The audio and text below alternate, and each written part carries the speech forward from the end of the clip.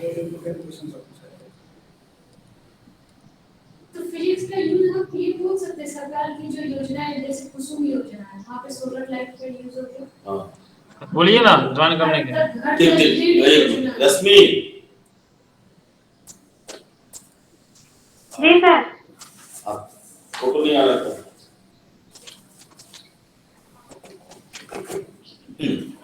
चलो ठीक। एक गुड इवनिंग। बराबर बिहार में चर्चा की जाती है सुशासन की सरकार, है ना? सुशासन की सरकार, जी सर। Good governance. जी सर। जी सर। क्या मतलब समझिए गुड गवर्नेंस? पूरा बढ़िया सर गुड गवर्नेंस का मतलब है कि जो मल्टीपल सेक्टर है वो गवर्नेंस में इन्वॉल्व हो, जो सिटीजन है वो पार्टिसिपेट करे, क्राइम का जो लेवल है वो कम हो, जैसे एनजीओ है, सेल्फ हेल्प ग्रुप है और भी जो कॉमन सिटीजन है उनका भी पार्टिसिपेशन हो गवर्नेंस में, तो उसको गुड गवर्नेंस कहते हैं सर। अच्छा, गुड गवर्नेंस का ही एक मॉडल है स्मार्ट शासन, है ना? सुना है? जी सर। तो ये स्मार्ट शासन बिहार में आपको लगता है लागू है? सर ये लागू होने की प्रक्रिया में है, क्योंकि टेक्नोलॉजी का जो यूज है वो बढ़ता जा रहा है। जैसे हम हर विभाग में देखें तो मैक्सिमम वर्क अब कंप्यूटराइज तो किया जा रहा है, जितने भी डेटा है उनको भी कंप्यूटर में डाला जा रहा है। तो सर धीरे धीरे ये स्मार्ट होने की ओर अग्रसर है, अभी पूरी तरह से हमने इसको अचीव नहीं किया है। अच्छा, ये प्रशासन, एडमिनिस्ट्रेशन और पब्लिक एडमिनिस्ट्रेशन जी एक ही चीज है, अलग जी सर। सर एडमिनिस्ट्रेशन और जब हम पब्लिक एडमिनिस्ट्रेशन कह देते हैं तो वो स्पेशलाइज हो जाता है वो वर्ड किसी खास चीज के लिए, लेकिन एडमिनिस्ट्रेशन सर एक बड़ा टर्म है और उसके अंतर्गत सारी प्रक्रियाएं आती हैं, या फिर वो प्राइवेट मैनेजमेंट की बात हो या गवर्नमेंट सेक्टर को मैनेज करने की बात हो। अच्छा, पब्लिक एडमिनिस्ट्रेशन और पब्लिक मैनेजमेंट, एडमिनिस्ट्रेशन और मैनेजमेंट में क्या अंतर है? एडमिनिस्ट्रेशन और मैनेजमेंट सर एडमिनिस्ट्रेशन जो है वो मेनली वर्ड गवर्नमेंट सेक्टर के लिए यूज किया जाता है और इसका जो एंड गोल है वो वेलफेयर ऑफ कॉमन पीपल होता है, लेकिन जो मैनेजमेंट है वो मेनली प्राइवेट एंटिटीज के लिए यूज होता है और इसका जो एंड गोल है वो प्रॉफिट मेकिंग होता है सर। अच्छा, ये योजना आयोग जो पूर्व में थी, ठीक है, और ये नीति आवाज आयोग, नहीं आ रही आपकी। योजना आयोग पूर्व में थी, सर योजना आयोग, जी सर। अभी नीति आयोग। जी सर। तो इस जी दोनों सर। में अगर as a public administration student क्या अंतर देखते हैं? सर इसमें जो मेन डिफरेंस है वो ये है कि योजना आयोग एक सेंट्रलाइज्ड बॉडी थी, इसमें जो अदर सेक्टर्स हैं उनके लिए कम स्पेस था, वो अपना एडवाइस नहीं दे सकते थे और जो बाकी के राज्य हैं उनका भी पार्टिसिपेशन कम था।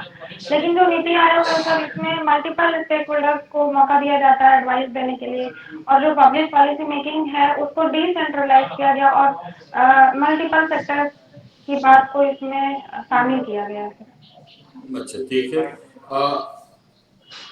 पब्लिक एडमिनिस्ट्रेशन और न्यू पब्लिक एडमिनिस्ट्रेशन, है ना? तो ये न्यू पब्लिक एडमिनिस्ट्रेशन में न्यू क्या है? सर इसमें न्यू है कि जो ट्रेडिशनल पब्लिक एडमिनिस्ट्रेशन था वो मेनली सेंट्रलाइज था हियरार्की पर, रूल्स एंड रेगुलेशंस को फॉलो करने पर, लेकिन जो न्यू पब्लिक एडमिनिस्ट्रेशन है उसमें वो सिटीजन सेंट्रिक है, वो वैल्यू लोडेड है, उसमें सिटीजन रूल वेव करके भी कहीं उनकी हेल्प की जा सकती है, तो वैसा न्यू पब्लिक एडमिनिस्ट्रेशन के तहत ही आता है। अभी जो लिबरलाइजेशन के बाद जो हमारी शासन सरकार है वो कहता है मिनिमम गवर्नमेंट और मैक्सिमम गवर्नेंस, तो ये न्यू पब्लिक एडमिनिस्ट्रेशन से जुड़ता है या अलग है? जुड़ता है सर।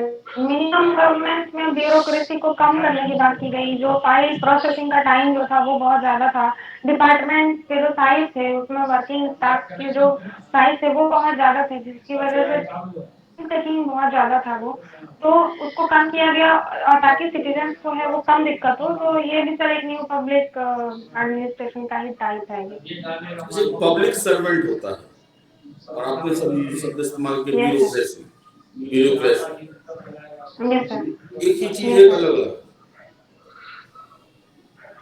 सर अगर हम लिटरल मीनिंग की बात करें तो लगभग दोनों एक ही है, लेकिन अगर हम इनहेरेंट मीनिंग की बात करें तो दोनों में थोड़ा अंतर है। ब्यूरोक्रेसी जो है सर वो कहीं ना कहीं एक नेगेटिव वर्ड है, जो कि कॉलोनियल एटीट्यूड जो ब्रिटिश एरा से चला आ रहा है, और जहाँ पावर को एक्सरसाइज करने की बात आती है वहाँ हम ब्यूरोक्रेसी वर्ड यूज करते हैं। लेकिन जो पब्लिक सर्वेंट है सर वो सेवा भावना से जो सिविल सर्वेंट होते हैं, जब वो सिटीजन की सेवा करते हैं और उनके लिए काम करते हैं, तो वो वर्ड सर सिविल सर्वेंट के रूप में यूज होता है, ये एक पॉजिटिव वर्ड है। आपकी पोस्ट प्रायोरिटी क्या है? Sir Bihar administrative service, Bihar police service, Bihar finance service. अच्छा, बीएएस का हायरार्की बताइए। सर आवाज नहीं आ रही। बीएएस का हायरार्की बताइए तो। सर अभी मुझे इसका एग्जैक्ट हायरार्की पता नहीं है, क्योंकि मैंने प्रैक्टिकल फील्ड में काम नहीं किया है इसमें। अच्छा,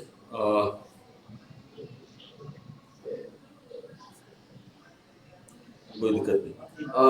जो जिला में एडमिनिस्ट्रेशन की जो डेवलपमेंट एडमिनिस्ट्रेशन की जो इकाई होती है उसको क्या कहते हैं? Sir municipal corporation. ये डीडीए क्या है? डिस्ट्रिक्ट डेवलपमेंट अथॉरिटी है सर ये। हाँ, ये क्या काम करती है? सर के बारे में एग्जैक्ट पता नहीं है। डीआरडीए क्या है फिर?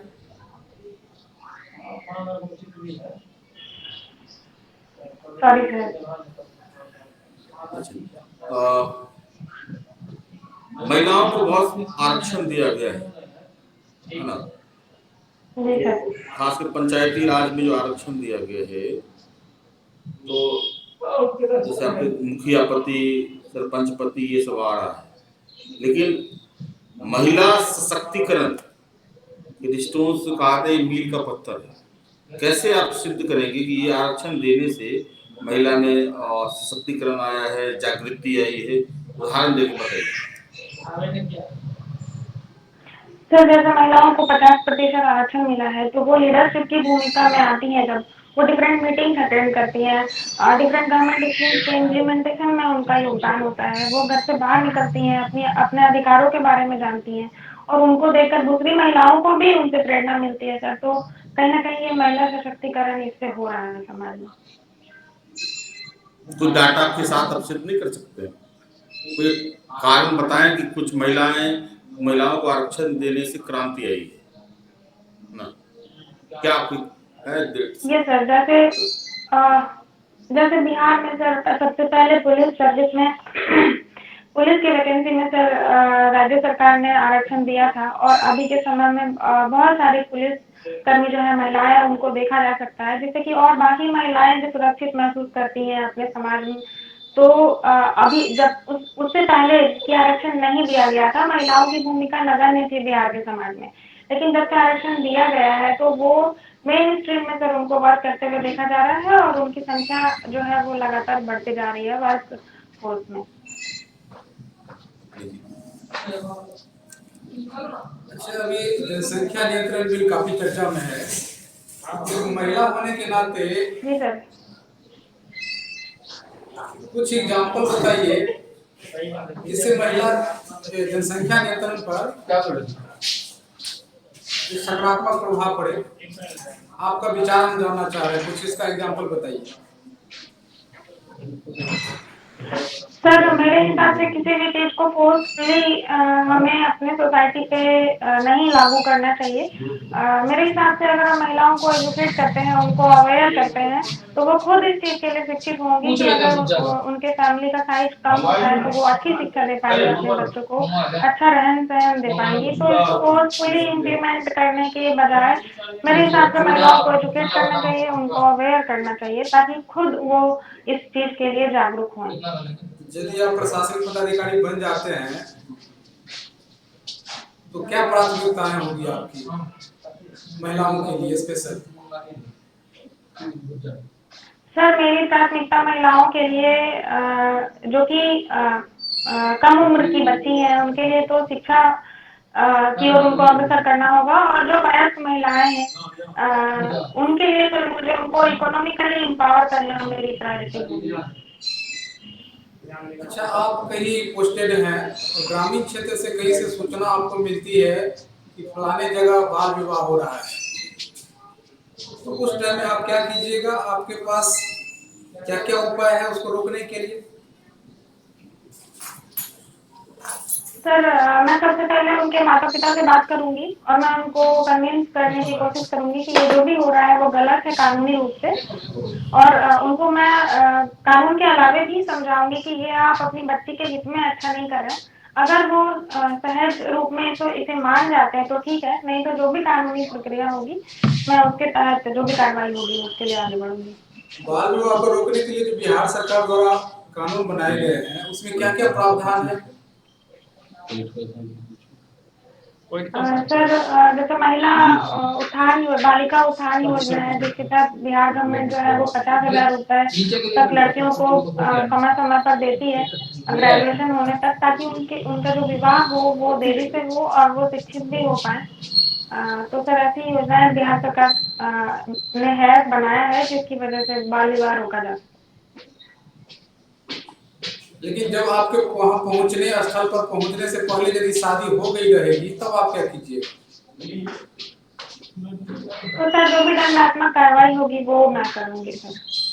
कुछ ऐसा है कि जो बिहार भी लॉ के द्वारा कानून में ऐसा प्रावधान है कि वहाँ के लोकल जनप्रतिनिधि को भी दंडित किया जाएगा?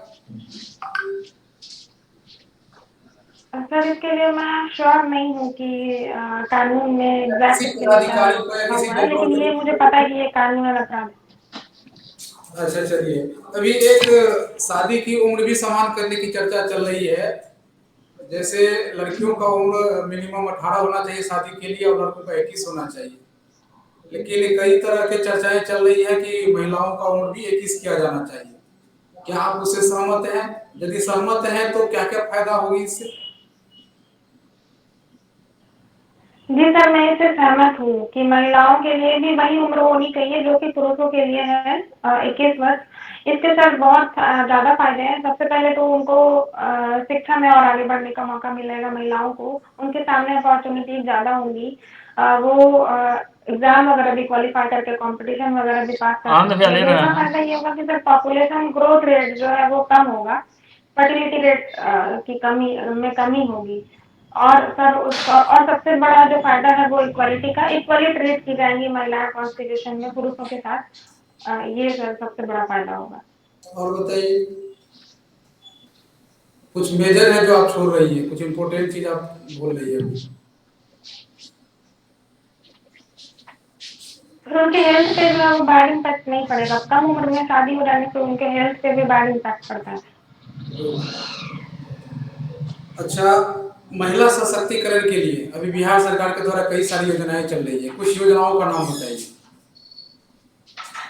सर बालिका साइकिल योजना है, बालिका उत्थान योजना है, और 50% उनको रिजर्वेशन है सर पंचायती राज में, और 35% रिजर्वेशन हॉरिजॉन्टल रिजर्वेशन सर उनके लिए डायरेक्ट रिक्रूटमेंट से किसी भी एग्जाम में है। ये सब सर बिहार सरकार की योजनाएं हैं। कन्या उत्थान योजना में क्या क्या प्रावधान है?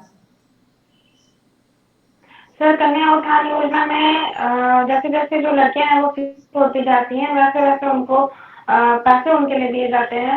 10th क्लास जब वो पास करती हैं तो उनको पैसे मिलते हैं, फिर इंटर पास करती हैं तो मिलते हैं, फिर जब ग्रेजुएट होती हैं वो तो भी उनको मिलते हैं पैसे, और इन टोटल उनको 50,000 रुपीज मिलते हैं। तो जिसकी वजह से सर जो पेरेंट्स हैं वो उनको पढ़ाना चाहते हैं और उनका विवाह भी इस वजह से थोड़ा देरी से होता है। कॉन्स्टिट्यूशन को डिफाइन कीजिए तो। Sir constitution is the fundamental law of any land. जैसे कि कोई कंट्री है उसको गवर्नेंस करने के लिए, उसके ऑर्गेनाइजेशन को चलाने के लिए, उसकी सोसाइटी को रन कराने के लिए सर जो भी fundamental law of the land उसको कॉन्स्टिट्यूशन बोलते हैं। अच्छा, एक होता है रिटेन कॉन्स्टिट्यूशन, एक होता है अनरिटेन कॉन्स्टिट्यूशन। आवाज नहीं है सर आपकी। एक होता है रिटेन सर एक बार कॉन्स्टिट्यूशन, क्वेश्चन रिपीट। एक होता है रिटेन और एक unwritten constitution. Written and unwritten. हाँ, दोनों में क्या डिफरेंस है?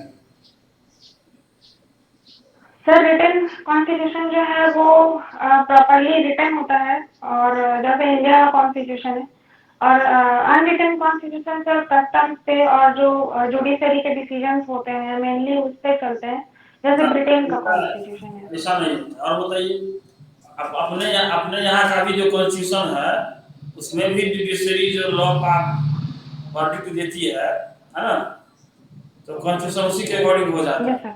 तो फिर डिफरेंस क्या है दोनों में? जी सर। Sorry sir. डिफरेंस ये है जो रिटन कॉन्स्टिट्यूशन वो है वो कोडिफाइड होता है ना, एक बुक में संहिताबद्ध है, कोडिफाइड है। और रिटन में क्या होता है, बिखरा हुआ होता है हर एक चीज। जैसे पार्लियामेंट है ब्रिटेन का, वो टाइम टू टाइम जो लॉ पास किया है वो अलग अलग जगह पर है, इसीलिए वो अनरिटन है ना। इंडिया में क्या है, सभी को एक अलग डिवाइड कर दिया गया है। जी सर। अच्छा, अभी जम्मू और कश्मीर का जो उसमें परिवर्तन किया गया था है ना स्टेटस में, उसका 2 दिन पहले 1 साल या 2 साल हुआ है, ठीक ना? 2 साल हुआ है। जी सर। जी सर। ये काम कॉन्स्टिट्यूशन में कैसे किया जाता है वो बताइए।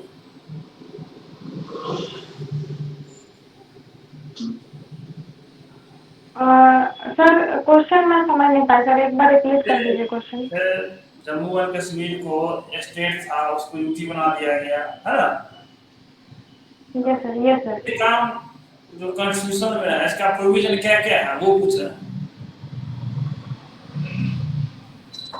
सर पहली बात तो जो जम्मू एंड कश्मीर की बात थी, जैसे जम्मू एंड कश्मीर के साथ जो भी स्पेशल प्रोविजंस थे रिलेटेड वो प्रेसिडेंशियल ऑर्डर के तहत आए थे, तो प्रेसिडेंशियल ऑर्डर को कैंसिल करके इसको किया गया। दूसरी बात की इंडिया जो है वो, हम ये नहीं पूछ रहे हैं जम्मू कश्मीर को क्यों किया, कैसे किया गया है ना। हम पूछ ये रहे हैं जो अन्य जो स्टेट वगैरह सब है उसका भी रिक्रिएशन होता है ना, नया यूटी बनता है। Yes sir. वो उसका प्रोविजन क्या है कॉन्स्टिट्यूशन में, वो बताइए। सर ये इंडियन पार्लियामेंट फ्री है किसी भी स्टेट या यूनियन टेरिटरी के बाउंड्री में बदलाव करने का या उसके नाम को बदलने के लिए इंडियन पार्लियामेंट सर इसको कर सकती है। ये पावर्स दिए गए हैं इंडियन पार्लियामेंट को, तो ये पार्लियामेंट्री पावर्स के तहत ही आता है सर, और उसी के तहत इसको किया गया। कैसे कैसे वही पूछ रहे हैं, कैसे किया जाएगा वो प्रोसेस बताइए। सर सिंपल मेजॉरिटी से ये सिंपल मेजॉरिटी के वोटिंग के थ्रू इसको किया जाएगा सर।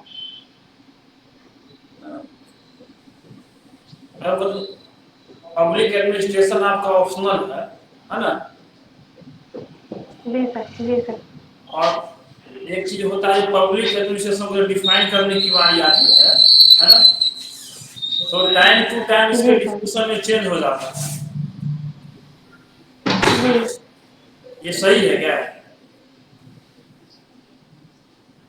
पब्लिक एडमिनिस्ट्रेशन को डिफाइन करने की जब बारी आती है तो टाइम टू टाइम उसका डेफिनेशन चेंज हो जाता है। ये था सर आपका क्वेश्चन। जी यस सर, ऐसा देखा गया है सर कि टाइम टू टाइम इसके डेफिनेशन में चेंज आया। कभी पब्लिक एडमिनिस्ट्रेशन को सिर्फ पार्किंग के तहत देखा गया, फिर कभी इसको पॉलिसी इम्प्लीमेंटेशन के तहत भी इसको जोड़ा गया, कभी ब्रॉडर इसका डेफिनेशन हो गया, कभी नैरोअर हो गया। तो ऐसा सर होता रहा है पब्लिक एडमिनिस्ट्रेशन के साथ कि कभी इसको Yes, sir. Public administration as a discipline जो है अभी भी बहुत सारे यूनिवर्सिटी में पढ़ाया नहीं जा रहा है। जी बहुत नाम मात्र का कुछ यूनिवर्सिटी जी, है सर। उसमें ये कोर्स दिया जा रहा है, ऐसा क्यों है?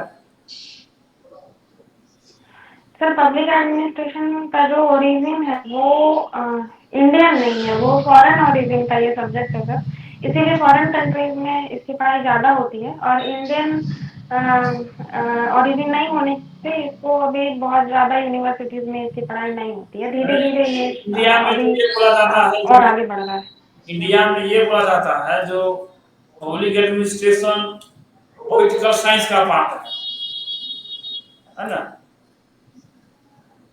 जी सर। आप एग्री हैं इससे?